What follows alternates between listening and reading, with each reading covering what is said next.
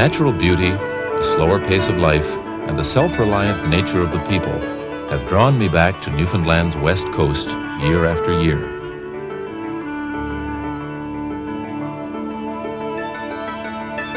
Through my work as a photographer, I've come to love this land, now known as Gros Morne National Park.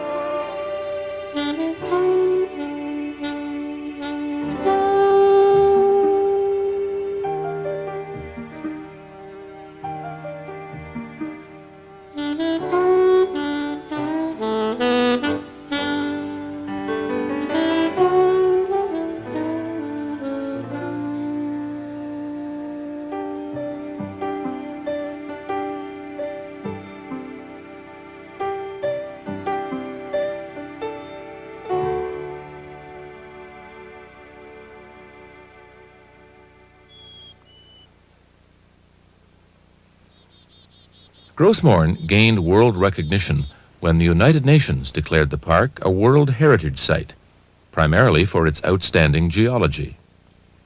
But geology is only one part of the fascination of Gros Morne. A little exploration reveals the park's remarkable diversity.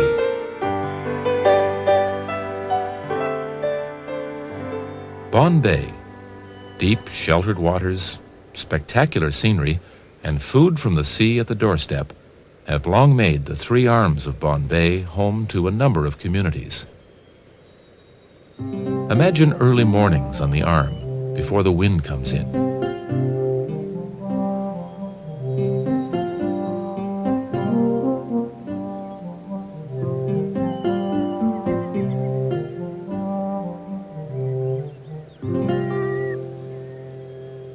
People have lived here for almost 5,000 years. Maritime archaic Indians and Dorset Eskimos once camped and hunted around Bonne Bay and along the coast. More recently, Europeans explored and charted this shore, followed soon after by fishermen and settlers.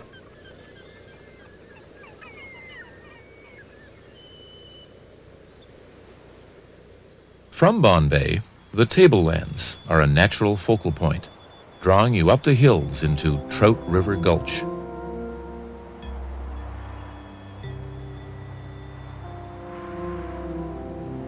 This piece of the Earth's mantle was exposed by geological forces hundreds of millions of years ago. To learn more about the geology and life of the tablelands, take a tour with a park interpreter, then strike out on your own.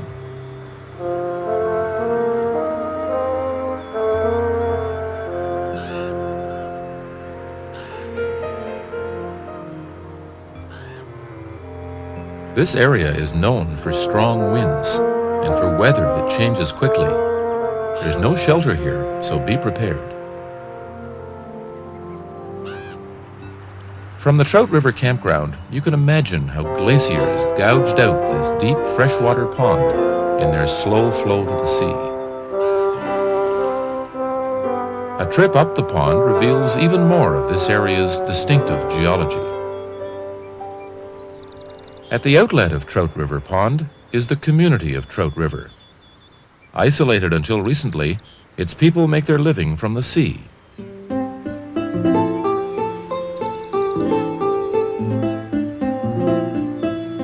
On the coast, just north of Trout River, is Green Gardens. I often spend the day here, walking the high meadows or exploring the shore below, where the sea has worked cliffs of ancient volcanic rock into sea stacks and caves.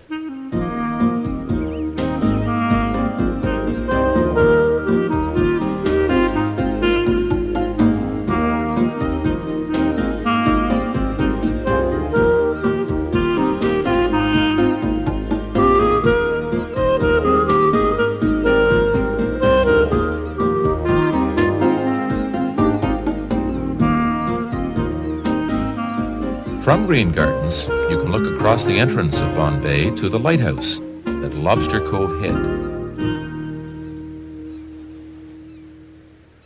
Some evenings, the park has a campfire on the beach with traditional stories and songs.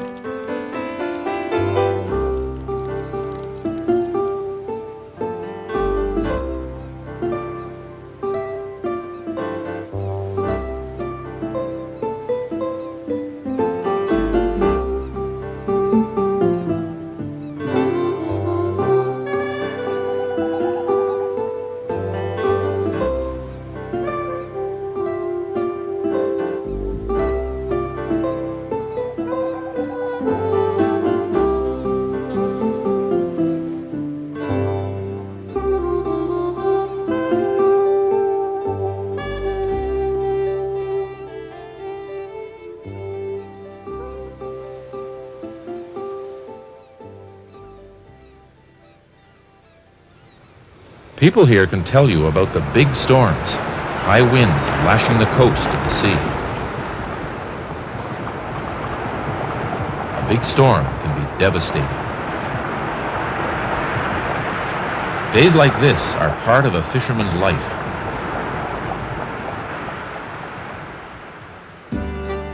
When weather permits, fishermen work from isolated coves in small open boats.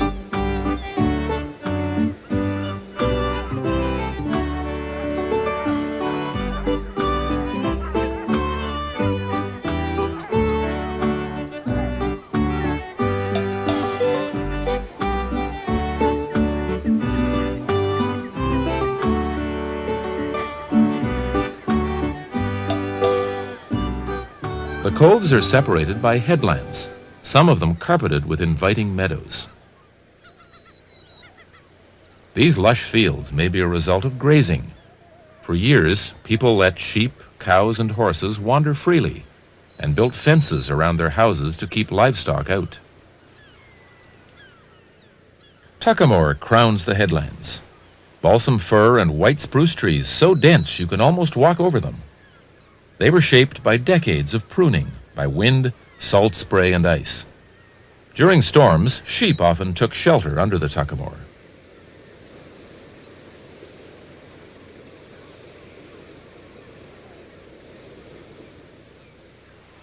When the tide goes out, tide pools become small windows into the sea.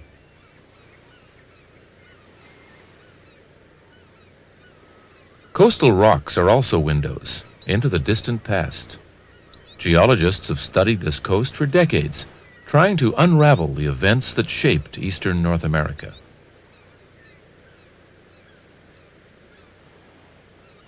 St. Paul's Inlet is a favorite spot of mine to watch for shorebirds and seals. Shorebirds feed along the stretches of sand at Western Brook and Shallow Bay. Few places in Newfoundland have such extensive beaches and dunes.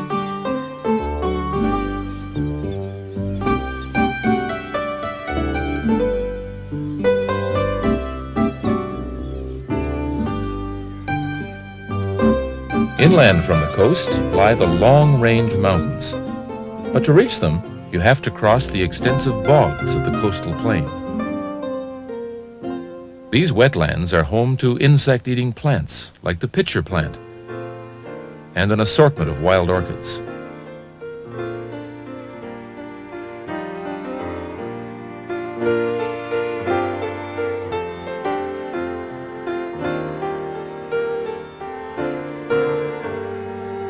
Also growing here are berries like the bake apple, a Newfoundland favorite. At the foot of the hills, trees grow taller and provide shelter from the constant breeze. As the wind drops, the flies begin to bite. But flies aren't the only wildlife. Moose often come to the beaver ponds to feed.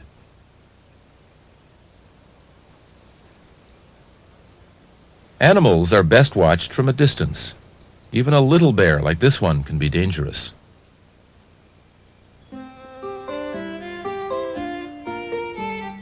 Several large, glacially carved ponds reach into the long-range mountains.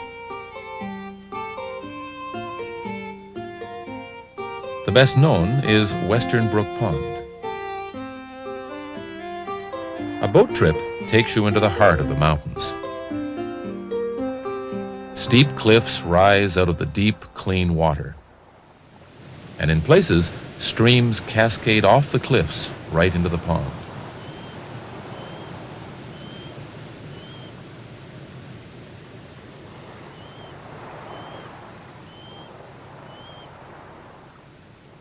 For hikers, the end of the pond is one starting point for the strenuous trip into the long range. It's a full day's climb to reach the top. This is a real wilderness experience, so you must let park staff know about your trip. On top, there is no trail. The weather is unpredictable, and it's easy to become disoriented.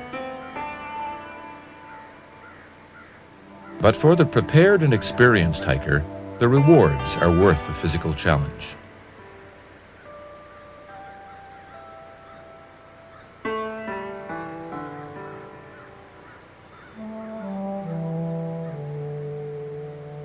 Arctic conditions shape life here.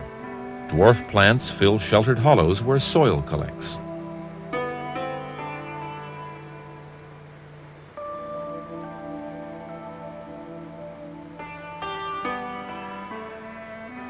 Animals are hard to spot in the rocky terrain. Caribou will share a melting snow patch to avoid flies. This stag caribou approached until my scent satisfied his curiosity.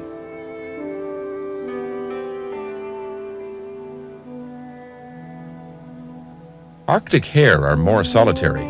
This one was napping in the summer sun.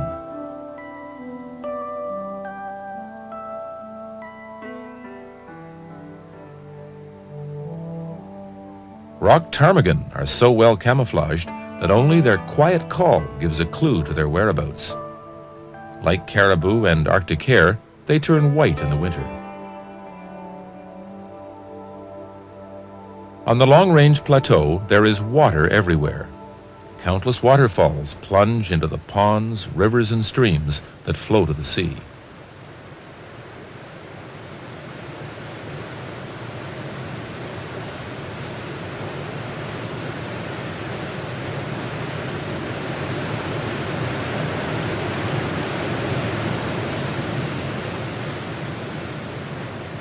It may be easy for water to tumble down, but for a hiker, it's a long, slow climb to the park's highest point, the top of Gros Morne Mountain. Near the base, the trail steepens. Underfoot, rock grinds on rock, and each step becomes more difficult.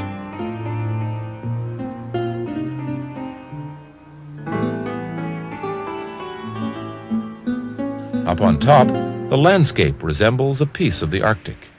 When the wind stops, the stillness is breathtaking. This is a fragile place where plants grow slowly. Lichens, centuries old, adorn every rock. And trees may take 200 years to grow knee-high. In an age when people threaten the stability of all natural systems, special areas, like national parks, preserve shrinking wilderness and protect endangered species. Places like Gros Morne provide a rare opportunity to explore ourselves and contemplate our place on this planet. Spend time on the mountain or in any of the other environments of the park. Let the landmarks guide you. The seasons mark time, and the wind and clouds provide clues about the weather ahead. This landscape will speak to you, as it speaks to those who work and live here in Gros Morne National Park.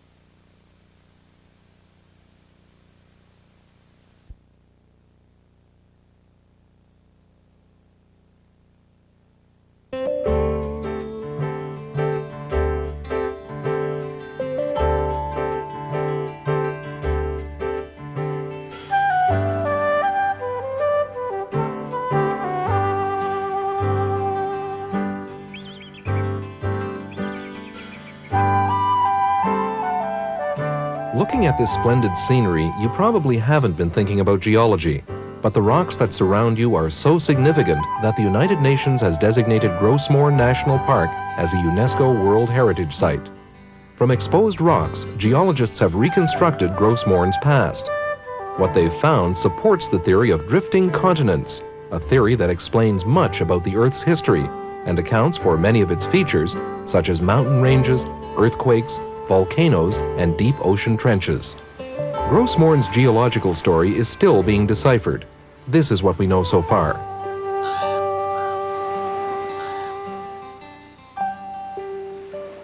At the center of our planet is a core of molten metal surrounded by a mantle of rock. The Earth's surface is a thin crust of cold, hard rock. Since the Earth formed 4.5 billion years ago, currents in the molten rock mantle have cracked the crust into plates the size of continents. These plates have not always occupied their present positions, but over time have shifted about the face of the Earth. As plates collide or separate from one another, earthquakes and volcanoes result. Earlier arrangements of the plates are not completely known, but the oldest rocks in Gros Morne, the long-range mountains, were once part of an ancient supercontinent. The supercontinent broke up, and as its sections drifted apart, oceans filled the spaces between them. Sediment eroded from the land and built up a continental shelf. In the shallow waters over the shelf, sea creatures flourished. Their shelly remains piled up and solidified as a reef of fossil-bearing limestone. Over millions of years, the reef grew thicker. Its steep outer edge became unstable, and underwater avalanches tumbled chunks of reef limestone into deeper water. Blanketed with fine seafloor sediments, the broken jumble formed a rock called breccia, now part of Gros Morne's coastal plain. In time, the continents started to move together again. The seafloor between them cracked, and the underwater edge of one plate rode up over the other, bulldozing sea-bottom sediments, volcanic rock, breccia, and limestone to the surface. When the movement stopped, jumbled seafloor rock lay on dry land in the middle of a new supercontinent called Pangaea. The collision also formed a long mountain chain that included the Appalachians and the mountains of northern Britain and Scandinavia. Eventually, Pangaea split apart, but along new lines, and the continents started towards their current positions. The geology of Newfoundland tells the story of this activity. The Avalon Peninsula is a fragment of the African plate left behind when the continents separated. Central Newfoundland is a crumpled mass of volcanic rock and seafloor sediments. And the long-range mountains of the Great Northern Peninsula are remnants of the Appalachians and represent the continental margin of ancient North America. A geological map of Gros Morne shows remnants of this drifting plate story found in 3 distinct areas of the park. The long-range mountains were part of the ancient supercontinent. The coastal plain rock was once ocean and continental shelf sediments, and the tablelands area is the result of ocean crust and mantle being thrust up onto the edge of the continent. Protected and accessible, Gros Morne National Park is a geologist's paradise.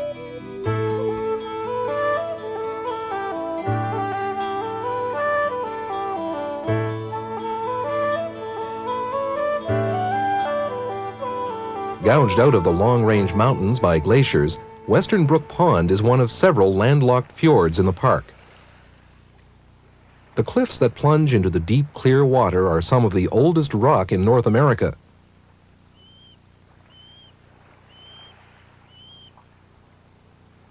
Here, frost-shattered rock sometimes mimics human form, like this silhouette of a person lying down. There is also evidence of the drifting plate story. As the ancient supercontinent stretched and cracked, molten rock flowed up from the Earth's interior, cooling as bands of darker rock called dikes.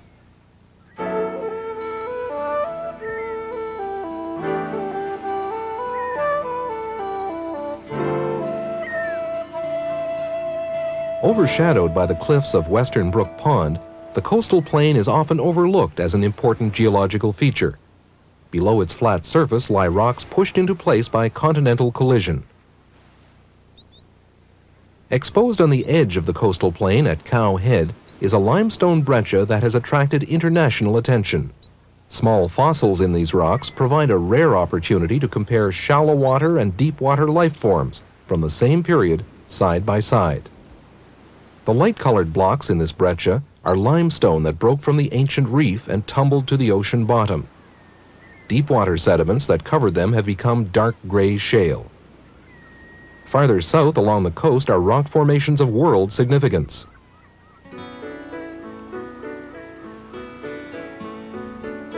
During interpretive walks offered by the park, you can learn to read the millions of years of geological history recorded in the rocks.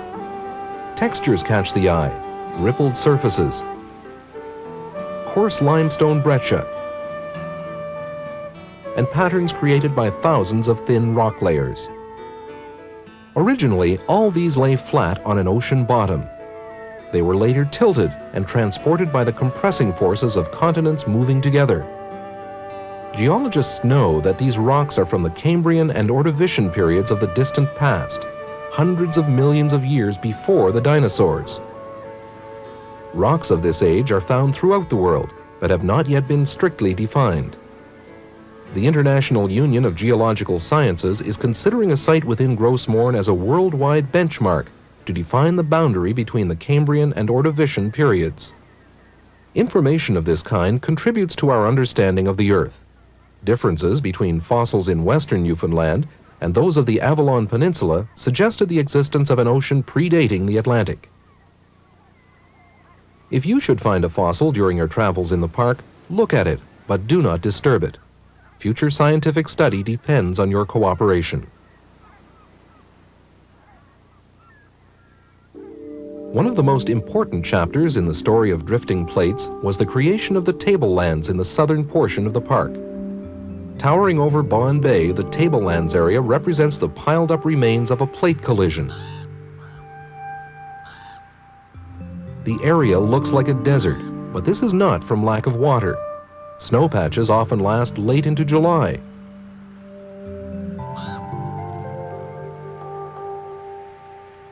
Plant growth is limited by toxic levels of heavy metals, low levels of essential nutrients, high winds, and temperature extremes.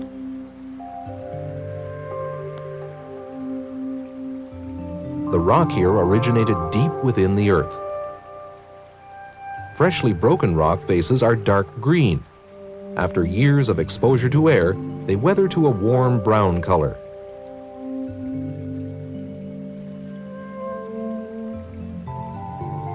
On top of the plateau, the terrain is rough and rocky.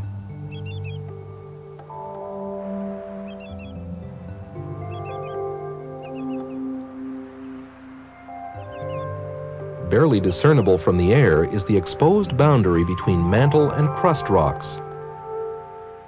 Combined with geological exposures to the south of the park, the tablelands area represents a complete cross-section of the Earth's oceanic crust and upper mantle.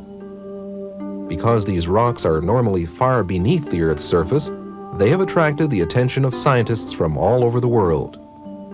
It was the combination of geological features and rugged scenery, such as the Tablelands Plateau and landlocked fjord at Trout River, that contributed to the park's UNESCO Heritage designation.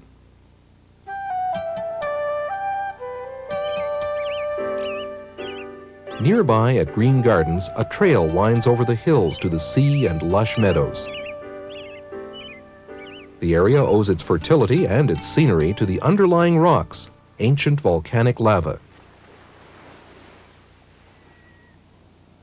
From mid-ocean volcanoes like today's Hawaiian Islands, lava poured into the sea and quickly cooled, forming bulbous pillow lavas.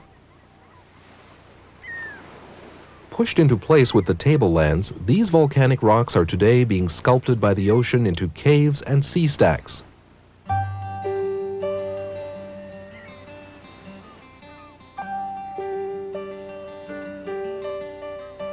Gros Morne has been yielding its secrets to geologists for over 40 years. Its rocks tell of the Earth's crust breaking into great floating plates, of an ocean long dead, and of continents colliding. The park offers an opportunity to learn more about Gros Morne and its geological story. We invite you to take part in our interpretive program and to enjoy exploring Gros Morne National Park.